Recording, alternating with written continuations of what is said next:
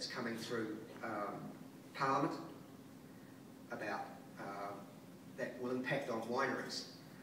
The average winery cellar door in New Zealand, unbelievably, sells about 2 or 3 cases of wine per week through the cellar door or through the internet. 2 or 3 cases of wine per week.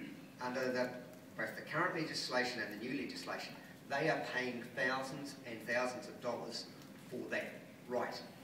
When you look at it, you say, what risk is being managed here? A couple of cases a week, and they're paying thousands of dollars a year for the right to sell the alcohol. It doesn't seem to add up. Now, we had got the previous government to say, in terms of risk, in terms of poor consumption of alcohol, that those winery cellar doors, actually they're very high, very low risk because of the volume that's being sold.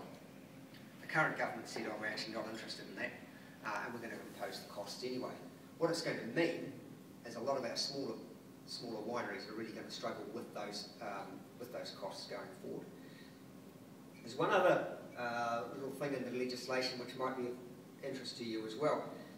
It says that, because the government's trying to encourage the supply of non-alcoholic beverages or low alcoholic beverages in on-premise. And the legislation says that every on-premise must have available for purchase by consumers non-alcoholic and low alcoholic beverages at reasonable prices and at reasonable times. Now that sounds all well and nice, doesn't it? The last time we had a piece of legislation that mandated service levels, because that's what it's doing, it says you must serve this way, in New Zealand was when the government used to have a requirement for every pub to have a public bar.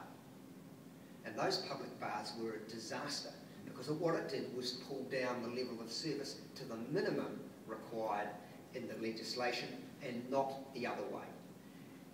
Now, if I go to Soul Bar in the Viaduct, I'm really going to expect to get food at reasonable prices because I'm going to Soul Bar. I know it's going to be expensive. And I don't expect, I expect a certain level of service. So what the government's doing is actually going to tell Soul Bar what its price is and the service levels that should be expected. Well, personally, I think that's absolutely ridiculous, because what we should be doing is seeking to attain the very best levels of service, the very best levels of wine, the very best levels of food that represent great value. We shouldn't be saying, this is the level down here. The other thing, and to conclude, that the government's thinking about is minimum pricing for off-premise sale. Minimum pricing and the idea to prevent excessive consumption of alcohol. The problem with minimum pricing is, A, what's that minimum price going to be? And then I bet you, whatever the minimum price is, the supermarkets will say, because it's the minimum price, we will expect X% of our wine, our beer and our spirits to be sold at the minimum price. It will have exactly the same effect. It will bring down wine quality, it will bring down wine prices, which is going to do nobody any good, or from our perspective, in the name of fixing the alcohol problem in New Zealand. So I'd just really like to conclude by saying New Zealand wine has prospered in the last 20 years because of the things that it's done really well, and that's about producing very, very high quality wine. And US customers have benefited from that, and it's the reason why we're selling $1.1 billion of wine a year overseas, because our wine is very, very good, not because it's cheap.